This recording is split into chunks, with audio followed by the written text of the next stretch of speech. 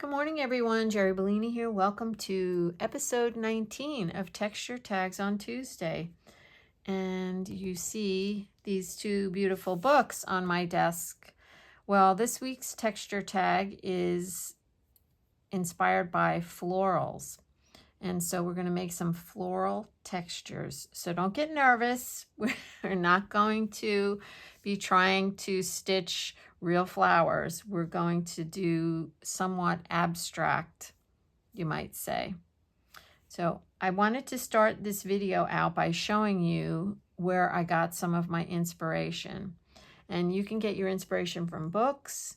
You can get your inspiration from your yard, from your garden, from Flowers Outdoors, from seed catalogs, from coloring books, just from so many different places. You can get magazines, whatever you can think of. You can get your inspiration. Flowers are all around us, especially this time of year.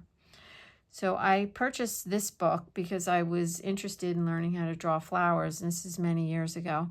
And I do draw flowers, and my flowers are somewhat abstract or impressionistic. But this book was wonderful if you're interested, or is wonderful if you're interested in learning how to draw flowers. It takes you step by step. And it also has a lot of inspiration for stitching flowers. So I'm just going to give you a quick overview of the book. And I know there's something right in the beginning. I should have marked the pages. But as you can see, when you look at the outline of a flower, you can get a sense of the flower just from that, and how easy that is to do a little stitching like that. Just do a running stitch or a stem stitch or a back stitch or something like that. And then some French knots or some colonial knots with little stamens inside there, little straight lines. So this one in particular I thought was real easy, and I did one that's very similar to this, and that's all it is that little straight line. And that one's real easy too. So the book, this particular book, breaks it down step by step and teaches you how to draw the flowers. So you start with that, then you go to that, blah, blah, blah. You can do the same technique for stitching, right? Start with the circle, then do those, then add that. In fact, one of my flowers is similar to this now that I'm looking at that one. So it's pretty cool. It's got some very interesting flowers. And if you just kind of get the shape somewhat, and it looks kind of like a flower, I don't know how to explain it. It doesn't have to be an exact flower. It can be an abstract flower. And when you look at it, you just kind of have a feeling that it's a flower. Right? So this book was really pretty cool for that. And it has, you see the blank pages. It has pages for you to do your practice on. So this one inspired me. Okay, don't peek under there. Not ready to show you that yet. And then this one, I took a course many years ago on flowers, and I'm going to go from the back with this one. The instructor was showing this book and using it as inspiration, and I just thought the pictures were just so gorgeous. Their color and the paper is really beautiful too, that I just had to have it. So there's lots of inspiration in here. Yeah, aren't these beautiful? Very simple. Look at this. How simple that would be. Just put a stem and then just do a little round circle of something. And you make up your own flowers.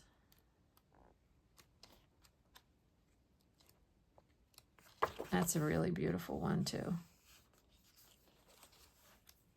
So this is where I got my inspiration from these two books. And then here's some sketches, which really make it simple. So right there, for example, and just some leaves, daisies. And up here, daffodils, same thing, real simple. Just by the shape. Ginkgo leaves are another really simple one.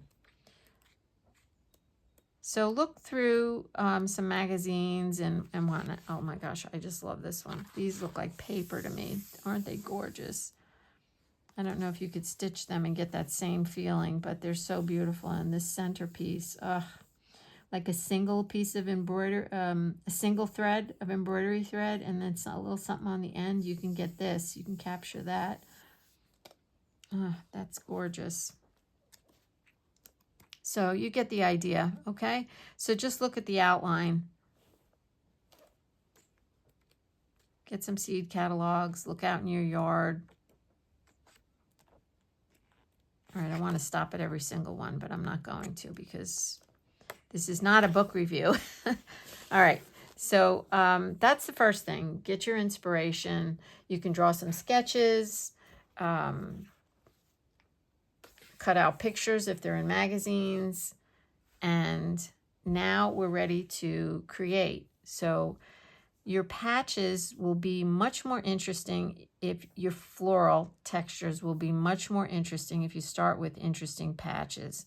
And so I've just laid out a few interesting patches. Now, a lot of this is old cloth, but a lot of it is also quilter's cotton. And you can tea dye it or coffee dye it. You can crumple it up and chop into it.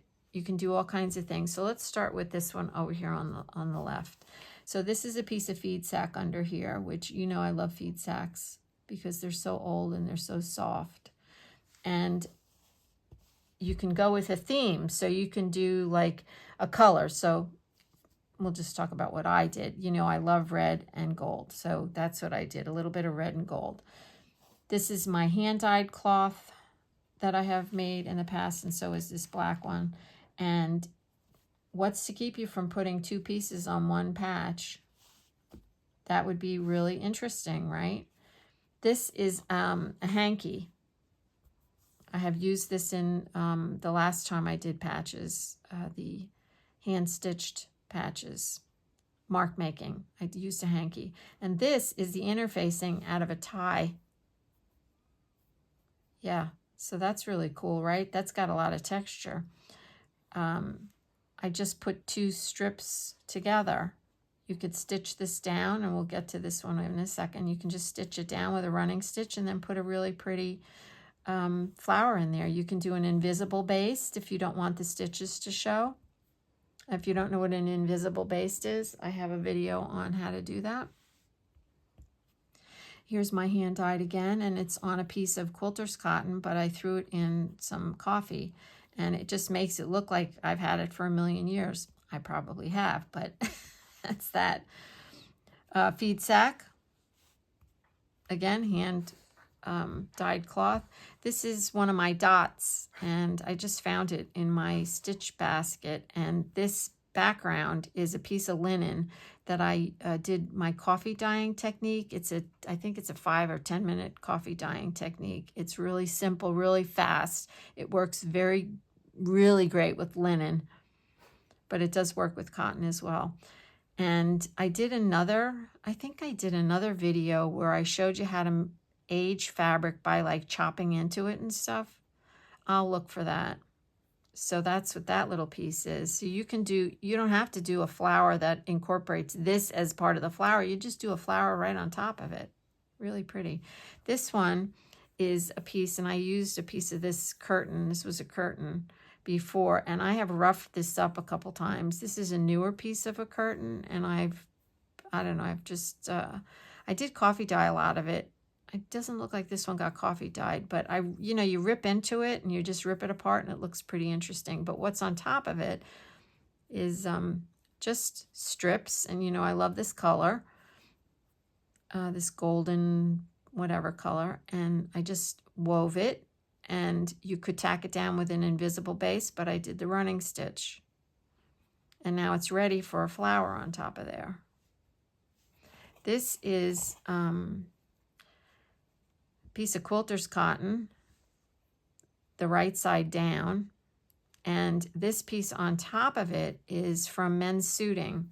So let me show you. It's from Men's Suiting, and it's the waistband, and so it has interfacing on it. So you can use the right side up, or you could use the wrong side up and create a flower on there. All right, so that's the backgrounds. So now let me show you the flowers that I created. And I think this particular project is great if you have shaky old hands like we do, because the flowers will be so much more interesting. Okay, so this is the first one I made, and it's very simple. It's Lazy Daisy, and this is a piece of sheet, old sheet, and this is a piece of newer quilter's cotton, but some of it really does look old. So I love the stripes and plaids. So Lazy Daisy, and this is 2 strands of embroidery floss. And if you look closely at my stem stitch, it is not the correct stem stitch. I purposely did it that way because I wanted it to look a little more funky. So you know what the stem stitch is. Right here you can really see it. It's a stitch, and then when you go back, you go halfway between that stitch and go to the next one. And you just keep doing that, and you keep staying on the same side. So you would stay on one side or the other and just keep going. But what I did is I jumped my stitch back and forth. You can really see it right here. So sometimes it's on this side and sometimes it's on that side. And it gives you this choppy, kind of funky look. I didn't want it to be perfect. I wanted it to be weird. And so I did this in a lot of these little squares. So I was making a straight line, but I didn't want it to be straight. So this was my first one, rather controlled.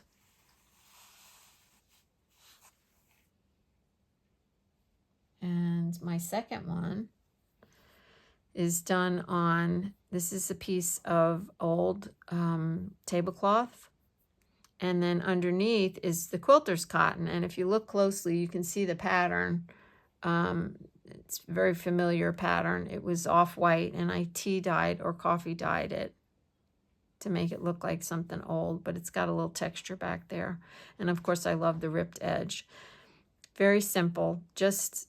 And this one you probably saw in the book that I was just showing you, the How to Draw the Modern Florals, where I said it's just these straight lines with these little things at the top. So I broke the lines up by making them like wonky. And then the stem is just, I went down and then I went back up. So it's just a little bit thicker. And it's beautiful.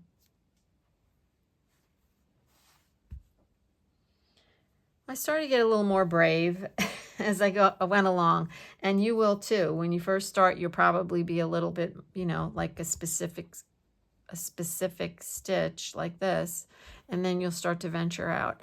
So, you know, my hand dyed, and then I just picked up this piece of cloth that had a chunk out of it. I don't care. I love it. I'm not quite sure which direction it should go in. So that's why I keep moving it around. And this is my version of the stem stitch. Just kind of random. And these are little French knots, or you could put colonial knots. I just learned how to do colonial knots recently. And I don't even know what flower that this is. I think I started out making this particular one, and then I just did a couple of them, and then I went back in and filled in. Kind of a chrysanthemum, maybe.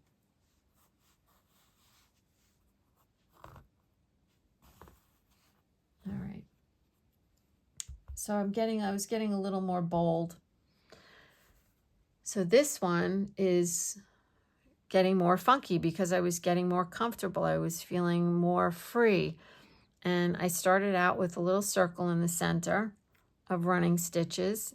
And then I did some French knots, and it was still quite boring. So then I started to put some of these lines in and went over the line there. It was still boring because I just had this circle in here, and I went, ugh, this is so ugly. And then I added this, and you can see it's not straight, it's not even, there's nothing perfect about it, and that's why I said if you have shaky hands, yay. So I got a little freer. Okay, now this one, I mentioned to you when I was showing you the patches, this is a piece of waistband off a men's suiting or a women's skirt. It could be either one, but it's off some kind of suiting. and it was just a strip. I don't know, it just said put a tulip on here. So there you have it. And the green on the tulip is a mixture of several different colors of green floss. If you see, it kind of looks like it's a little glistening. Yeah. Oh, I have two. I have another one underneath my hand. And you can use metallic threads too. Speaking of glistening, would make really interesting pieces. All right, so I'm starting to get brave. So this one was even a little more funky than this black one. And I chose to use, you know, a very light thread. And this is feed sack cloth. And this is a very fine piece. You really can't tell, but it's like a very fine piece of netting. Not quite netting, like very like mesh, like a sheer curtain. That's what that is. And it happened to be that color. So I just started with a chain stitch in the middle and just kept going and tried to not stay perfectly round. And then added a few French knots and just some random stuff.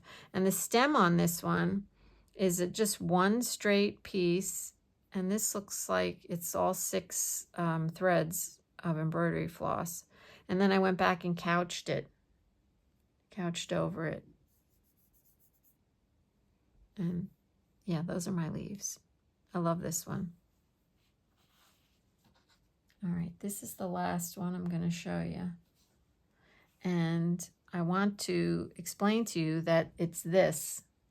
And I don't know if this is, if you'd call this thread or yarn or ribbon or whatever it is, but it's a piece of whatever. And it's, you can see it's dyed. So it gave me some really interesting color going on that thing. And so I did not couch this, believe it or not. And I'll show you exactly what I did in a second. So there's 3 of them. So I started out with this one, then I put this one, and this one's on top of this one a little bit, and then this one's on top of these, both of these. And then my stems is my weird stem stitch that's uneven, some lazy daisies for leaves, and then this is just a single strand of embroidery floss just to kind of give it. So these flowers were very heavy, so I felt like they needed something as heavy down here so that the whole thing would be balanced. Again, hand-dyed cloth in my 2 favorite colors, red and gold. And just, I love anything that's ripped and tattered. All right, so now let me explain to you what I did to do this. So I'll just take this piece, and it's a little frayed. So I just set it down. This is not couched. I think I just said that. It is not couched. It is stitched down. So I just started in the center, and I started with the black end, but you won't be able to see that if I do that. And I just folded it over. I did a running stitch on top of it and just started to go around and around like that. But what else I did is I took the thread and I twisted it and then put it down.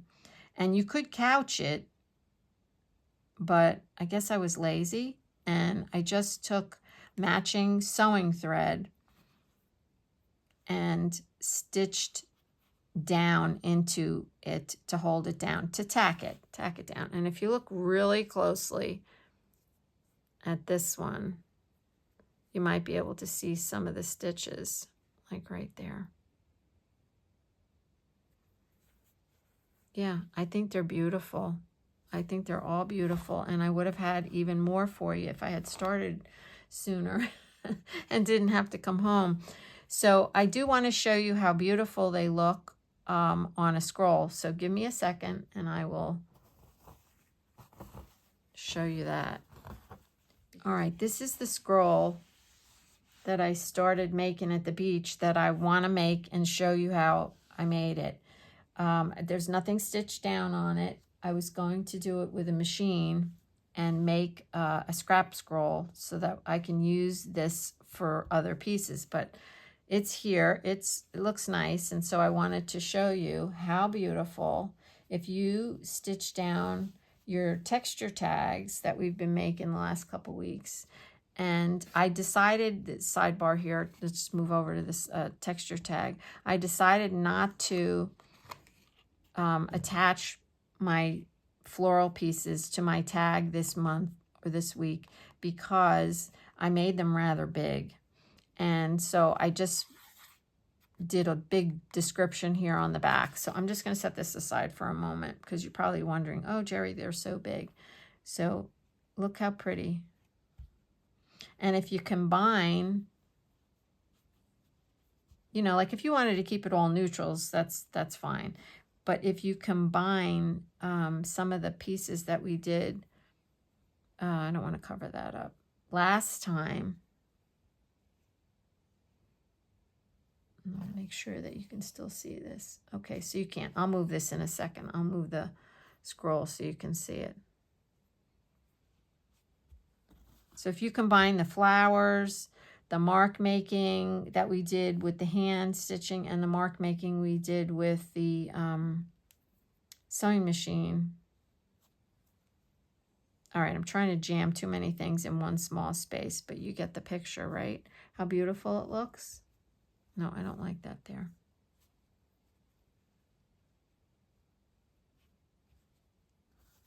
All right, let me slide this along so you can see it. So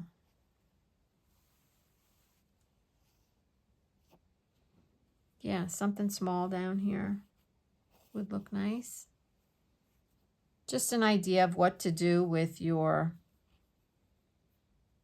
pieces. You could definitely use it in, use them in a journal, use them on a journal as a cover. You can put them on a bag or any kind of slow stitch project that you're making.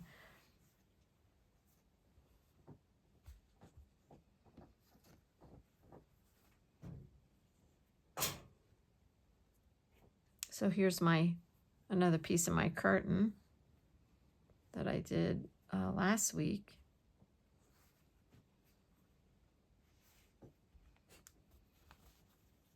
So I just wanted to show you this to inspire you. I hope it does inspire you.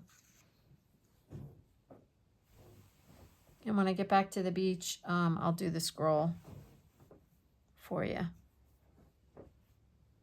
Because I want to also put some of my work on some of those beautiful bobbins that Brian brought home.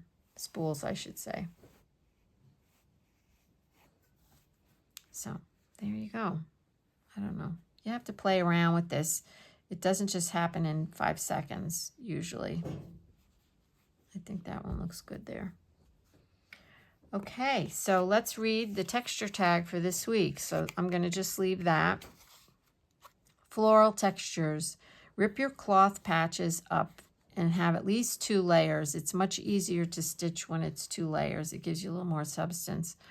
Use interesting pieces. So I just drew a few of these. So this is the one that that I wove. This is the dot that I showed you, and this is just ripped cloth on top of a piece of cloth. Stitch abstract florals with embroidery, floss, pearl cotton, whatever you have, metallic thread, anything.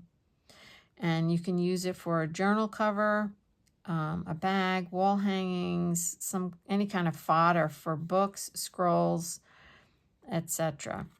And that's it, I guess, for this week.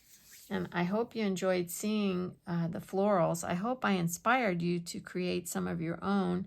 And please don't be precious about it. Please just, you know, put some thread in your needle and just start stitching, and don't worry about it if it's sloppy looking, because especially this one is not straight and it's adorable, right?